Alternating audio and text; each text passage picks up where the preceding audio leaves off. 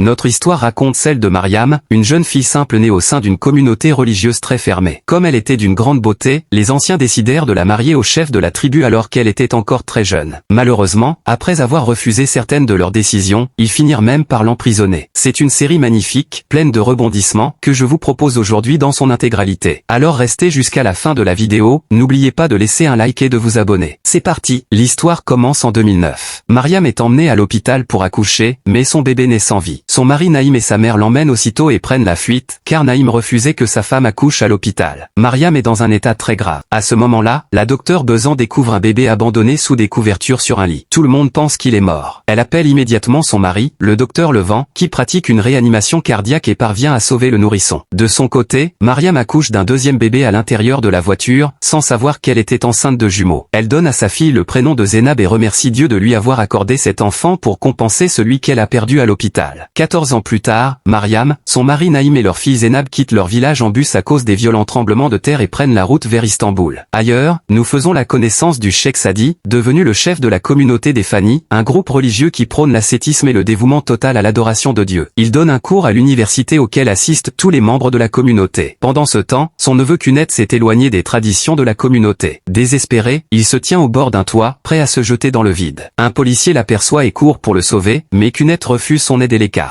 De retour dans le bus, Mariam dort lorsqu'elle fait un cauchemar dans lequel Naïm la chasse. Elle se réveille en sursaut et vérifie que sa fille va bien. Zénab a soif. Mariam tente de réveiller Naïm pour qu'il leur apporte de l'eau, mais il refuse de répondre. Un employé du bus apporte alors de l'eau à Mariam. En voyant cela, Naïm se réveille soudainement, se met en colère contre l'homme et se dispute avec sa femme, l'accusant de lui attirer des péchés. Son comportement montre clairement qu'il est un homme extrêmement autoritaire et fanatique. Ensuite, nous nous rendons chez le Cheikh Sadi, qui est assis avec son épouse lorsqu'un homme vient lui annoncer que Kunet a été arrêté. Au commissariat, il apprend que son neveu a tenté de se jeter du toit. Les autorités veulent donc le transférer chez un psychiatre. Le cheikh panique à l'idée que les gens découvrent que son neveu souffre de troubles psychologiques. Il craint que cela ne salisse la réputation de la famille et de la communauté. Il préfère même qu'on l'emprisonne plutôt que de le laisser consulter un psychiatre, de peur qu'il ne révèle des secrets compromettants. Nous nous rendons ensuite dans un hôpital psychiatrique où le docteur Levent effectue sa tournée. Il remarque que la patiente Nihal, atteinte de dépression, a disparu de sa chambre. En apprenant qu'elle s'est enfermée dans les toilettes, il s'y précipite. Il découvre qu'elle a brisé un miroir, tient un morceau de verre à la main et refuse d'ouvrir la porte, décidé à mettre fin à ses jours. Grâce à son calme, à sa patience et à sa manière de lui parler, Levent réussit à la convaincre de jeter le morceau de verre et de sortir des toilettes. Pendant ce temps, Mariam et sa famille arrivent enfin à Istanbul. Zénab regarde les rues avec émerveillement et s'étonne de voir des filles de son âge marcher librement et aller à l'école. Naïm la gronde immédiatement et lui ordonne de regarder droit devant elle. Alors qu'il marche dans la rue, une femme au visage couvert bouscule discrètement Mariam et glisse un papier dans sa main sans que personne ne s'en aperçoive, puis elle s'éloigne. Cette femme envoie ensuite un message à la docteure Bezan pour lui annoncer que Mariam, son mari et leur fille sont bien arrivés. Naïm conduit ensuite sa famille jusqu'au siège de la communauté des Fani, où les victimes du tremblement de terre sont hébergées. Pendant ce temps, le Cheikh Sadi emmène Aref afin de résoudre le problème de Kunet avec le psychiatre. Il propose que Kunet soit suivi par le docteur Levent, estimant que ce serait préférable au médecin désigné par l'État. Aref refuse d'abord, car le père de Levent est l'un des plus grands opposants de leur communauté. Malgré cela, le cheikh insiste. À l'hôpital, Levent tente de comprendre pourquoi Nihal a voulu se suicider la veille. Il lui demande si quelqu'un lui a fait du mal et lui promet de dénoncer le responsable, mais elle refuse de parler et se contente de pleurer. La séance prend fin. Son assistante Esra entre alors dans son bureau pour lui annoncer que sa femme Bezan a renvoyé l'infirmière qui s'occupait de son père. À cause de cela, elle n'a pas pu effectuer une course importante et a dû rester auprès de lui. Levent est contrarié, car il ne sait pas où trouver une autre infirmière. Pendant ce temps, Mariam et sa fille sont installées dans le bâtiment de la communauté. Zénab supplie sa mère de convaincre son père de la laisser aller à l'école comme les autres filles qu'elle a vues dans les rues. Asna, l'épouse du Cheikh Sadi, arrive accompagnée de sa fille Feza. Elles font connaissance avec Mariam et lui présentent leurs condoléances pour ce qu'elle a vécu lors du tremblement de terre. Mariam les laisse quelques instants pour aller aux toilettes. C'est alors qu'elle lit enfin le papier que la femme lui a remis dans la rue. Elle découvre qu'il provient de Burgul, la sœur de Naïm, qui lui demande de venir la rencontrer avec Zénab afin de l'aider à intégrer une école, le tout à l'insu de Naïm.